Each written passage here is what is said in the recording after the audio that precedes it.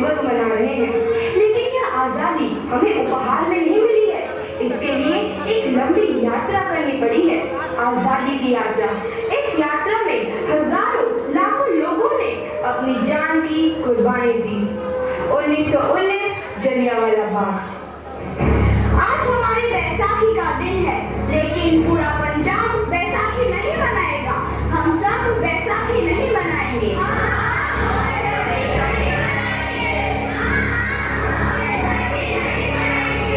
जब तक हम अंग्रेजों को भारत से बाहर नहीं निकाल देते, पूरा पंजाब बैसाखी नहीं मनाएगा। अच्छा, तो तुम सब हमारा विरोध करता है, भाग जाओ यहाँ से। इसका अंजाम बहुत ही बुरा होगा। हम नहीं जाएंगे, तुम लोग जाओगे। हमें नहीं, तुमको भारत से भागना होगा। Soldiers fire!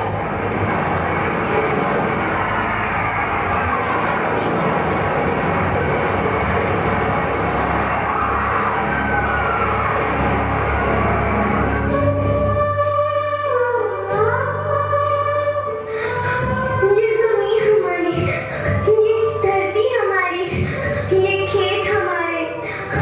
अभी थोड़ी देर पहले हमारी ये फसलें लहरा रही थी, पर इन अंग्रेजों ने हमारी फसलें बर्बाद कर दी।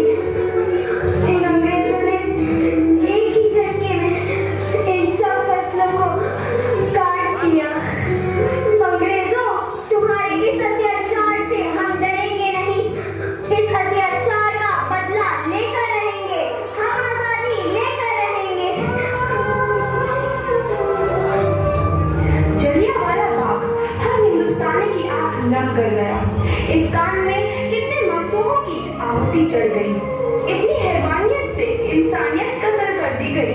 जलियांवाला बाग के हत्याकांड ने आजादी की आग में घी देने का काम किया। मासूम औरतों, बच्चों की दर्द भरी चीखें और सिसकियां इनकलाब का गूंज बनकर उभरी। लाला लाजपत राय, भगत सिंह, राजगुरु, सुखदेव सरीखे क्रांतिकारियों ने भारत की इस जमीन से विदेशी दरिंदों को निकाल फेंकने के मंसूबे मजबूत कर लिए। 8 अप्रैल 1929 लाला लाजपत राय के नेतृत्व में साइमन कमीशन के खिलाफ एक भारी जुलूस निकाला गया। Simon commission, Simon commission, Simon commission, Simon commission, Simon commission,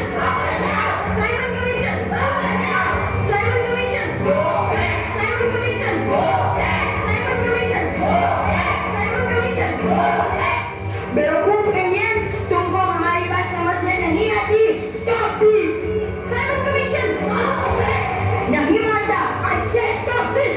लाला जी, आप आगे बढ़ो, हम आपके साथ हैं। लाला जी, संघर्ष करो, हम आपके साथ हैं। लाला जी, संघर्ष करो, हम आपके साथ हैं। लाठीचार्ज करो।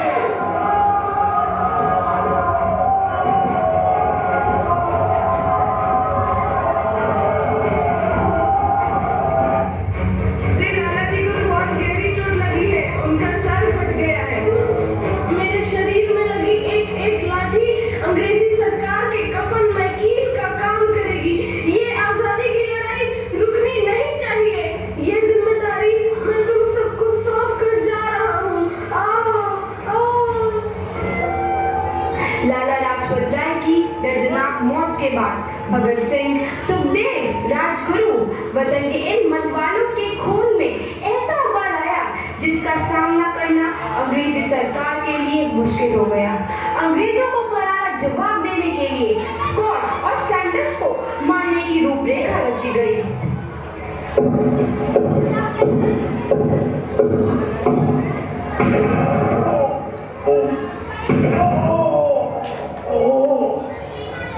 सैंडर्स मारा गया। चारों तरफ तहलका मचा था। दीवारों पर लिखा था, लाला जी की मौत का बदला ले लिया गया है। भगत सिंह समेत सभी वहां से फरार हो गए। 8 अप्रैल 1929 दिल्ली में ब्रिटिश सरकार की सेंट्रल लेजिस्लेटिव असेंबली की बैठक में 2 बम धमाके की आवाज सुनाई दी।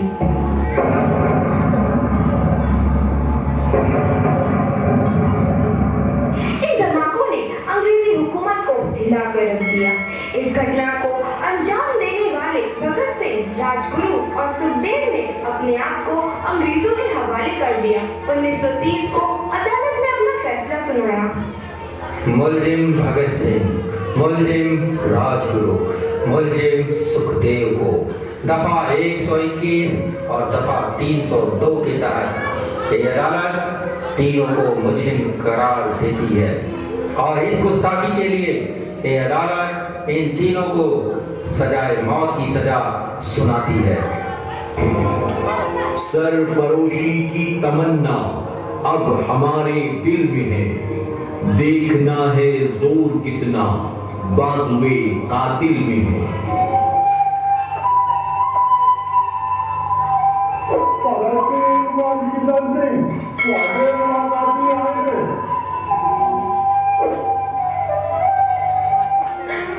पुत्र की हाल है तेरा। मैं चंगा हूँ माँ, फिक्र करने की कोई गल नहीं। पुत्र मेरा दिल तेरी तरह पत्थर दिल नहीं होगा। तेरी ये गल्ला सुन के मेरा कलेजा फटे जा रहा है। माँ मेरा दिल कोई पत्थर जैसा नहीं है, एक वतन परस्त का दिल है जो मेरे देश प्रेम के जज्बे को ताकत देता है। बेटा मेरा लाल। माँ आज मेरी तपस्या पूरी होने जा रही है। जे तू रोई तो मैंने तकलीफ हुई या सोच तेरा पुत्र आज शादी करने वास्ते जा रहा है। फर्क केवल इतना है वो घोड़ी पर नहीं फांसी पर चढ़ने वास्ते जा रहा है। आज तू क्रांतिकारी की माँ है, कल तू एक शहीद की माँ होगी। माँ पुत्र भगत तू इतनी छोटी उम्र में हम सबको छोड़ के चला जाएगा। तूने जिंदगी में देखा है क्या है पुत्र? मैंने अपनी माँ देखी है जिसने मुझे एक ही बात बताई है कि बेटे अपने देश के लिए एक बार मरना 100 बार जन्म लेने के बराबर होता है। अच्छा माँ अब आशीर्वाद दे, आखिरी बार विदाई लेने का समय आ गया है। भगत मेरे लाल।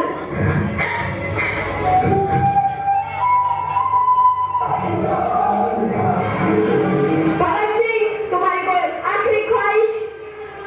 हमारे हाथ खोल दिए जाए। हम तीनों दोस्त एक दूसरे से गले मिलना चाहते हैं, उनके हाथ खोल दिए जाए।